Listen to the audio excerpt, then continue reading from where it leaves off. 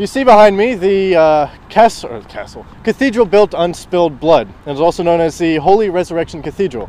You may be thinking that's a rather odd name for a cathedral. Well, it has a very specific purpose. It was constructed from 1883 to 1907.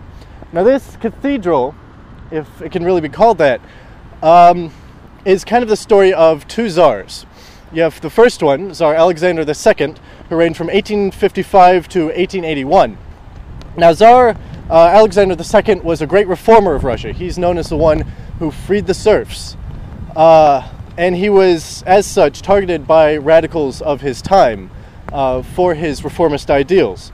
He was assassinated, and his son, Alexander III, then came to power. Now, Alexander III, we can draw a very stark contrast between him and his father. He was a very conservative Tsar. He blamed his father's radical kind of reformist ideals for his death. Now, the Duma of the time constructed a very small, kind of modest church to memorialize the site of the late Tsar's death. But Alexander III thought that this was not sufficient. The new cathedral that he commissioned, the one you see behind me, it has some interesting qualities. You see, as kind of a slight to his father, it is in the old Muscovite revival style. It's a very conservative style of church, and you can see it really contrasts with all of the buildings, other buildings in St. Petersburg. It is based on St. Basil's in Moscow and cost a great deal to build. Now, once we get to the modern era, because it was completed in the late 1800s, it was closed by the Soviets in 1917. It was actually, through World War II, it served as both a morgue and a vegetable warehouse. Not at the same time, right? No. Later on. I imagine some of the vegetables that were grown in the Mars Garden were stored in the cathedral. Most recently, though, management has gone to St. Isaac's Cathedral, which has restored it. Now, the interesting thing about this cathedral is that it really never operated as a cathedral at all. It was built as a memorial for the first Tsar, Alexander II. And so services, Orthodox services, were never actually held in the cathedral. Even now, it operates as a tourist location. A tourist spot, and it's only now actually that it has been filled to capacity.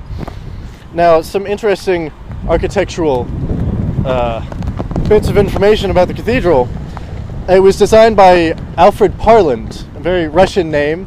He was an Englishman who was commissioned by Tsar Alexander III. It has 9 cupolas in the onion dome style, and it holds up to 1,600 people.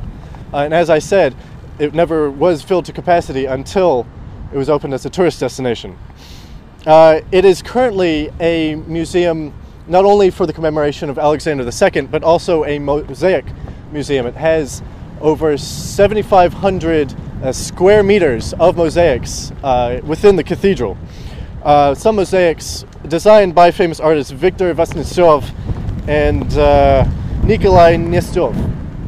Now, the interior of the cathedral contains a lot of jasper and marble, and the centerpiece of the cathedral is an ornate overhang which hangs over the pavement, the actual pavement where Tsar Alexander II fell when he was assassinated. Apparently there's still blood on the pavement, which accounts for the rather morbid name for the cathedral itself.